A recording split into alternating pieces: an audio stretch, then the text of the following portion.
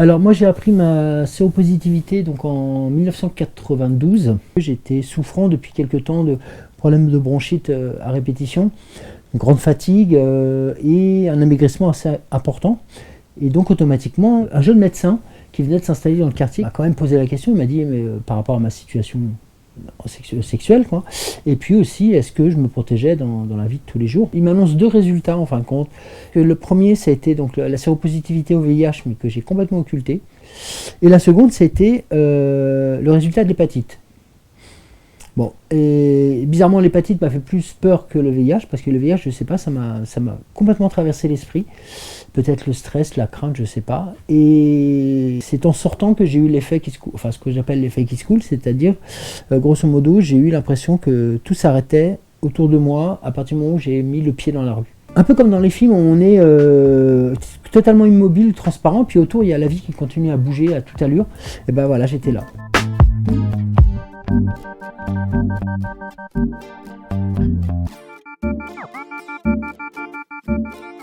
Le traitement à l'époque, c'était 4 comprimés d'AZT toutes les 4 heures à jeun, la nuit comprise, de l'imodium, attends, j'en ai tellement eu que, et des comprimés pour l'estomac. Hélas, 4 ans après mon annonce, en fin de compte, de la séropositivité, je déclare un sida en mars 98, qui me plonge dans le coma pendant 45 jours et qui me fait passer sur le fil du rasoir d'une pneumocysteuse E. coli, doublée d'une tuberculose, pardon. Voilà, le corps médical donnait pas cher de moi, quoi. Donc, en fin de compte. Sur le bilan, il était noté 48 heures, donc à peu près de survie. Et puis, je sais pas ce qui s'est passé. À un moment donné, j'ai pas voulu, ou ma puissance supérieure n'a pas voulu, ou je sais pas. Je me suis réveillé le lundi de Pâques, comme ça, un matin. L'infirmière est arrivée, donc j'étais aux soins intensifs, et la première chose qu'elle m'a dit, salut toi, comment tu vas ?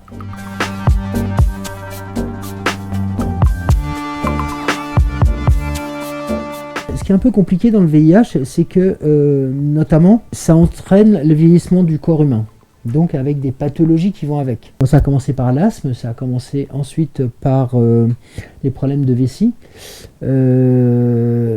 J'ai eu un cancer aussi. Bon, après, c'est toutes les maladies qui sont liées aux os et autres problématiques de musculature, parce que c'est une fonte totale des muscles.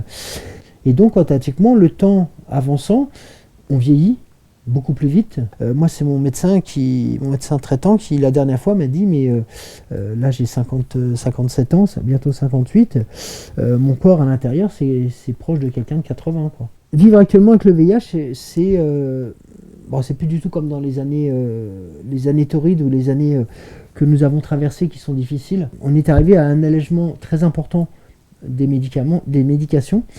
Juste un exemple, moi, quand je suis sorti de mon sida, j'avais 46 gélules par prise, matin et soir. Donc vous imaginez la tartine de médicaments. Et là, actuellement, je suis à 4 comprimés, en ayant connu pendant une dizaine d'années la Rolls des traitements, parce qu'il existe la Rolls des traitements. C'est-à-dire qu'en fin de compte, on a une quadrithérapie en un seul comprimé, qui a l'avantage de pouvoir booster le système immunitaire, de pouvoir contrer aussi et de protéger la charge virale, parce que le but c'est de faire en sorte que notre charge virale soit la plus basse, voire la plus indétectable possible.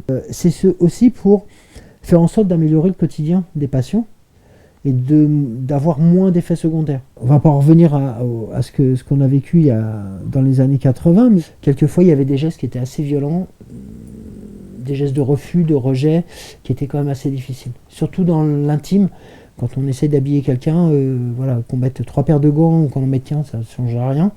C'est le genre de petites choses où quand on amène les plateaux repas en poussant par le pied, en étant par terre, il y a des choses qui m'ont heurté et j'avais du mal à ça. Mais on était devant quelque chose qu'on ne connaissait pas non plus.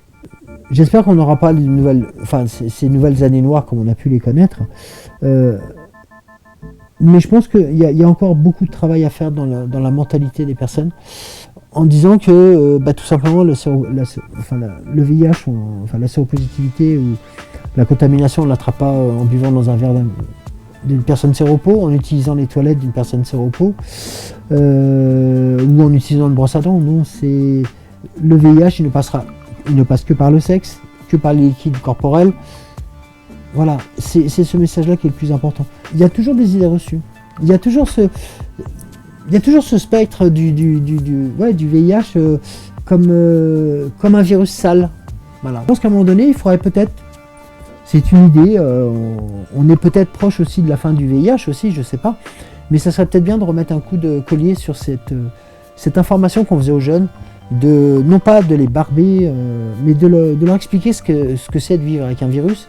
On en parle beaucoup avec la Covid, mais de vivre aussi tous les jours avec une espèce d'épée de Damoclès au-dessus de la tête, et qu'on va se dire, mais si un jour elle se décroche, c'est même pas moi qui suis maître de cela.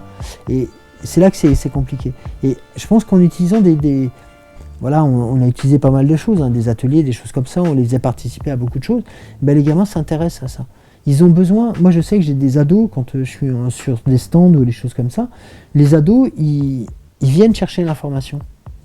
Ils viennent dire, oh, vous êtes séropositif monsieur, mais ça se voit pas. Il y a 150 ou 160 000 personnes qui sont séropositives, qui vivent avec le virus du sida, dont la moitié qui s'ignorent. Et c'est cela qu'il faut aller chercher.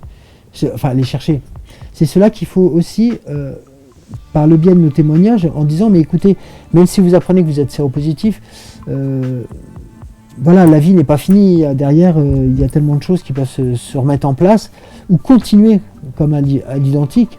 Je pense que moi je vois par rapport à une entreprise comme la mienne, où j'ai été embauché, 2 jours après, ils étaient au courant de ma séropositivité parce que je leur avais annoncé. Et c'est vrai que les réactions ont été...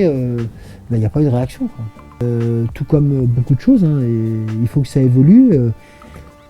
Ça va doucement, mais on y arrive. On y arrive.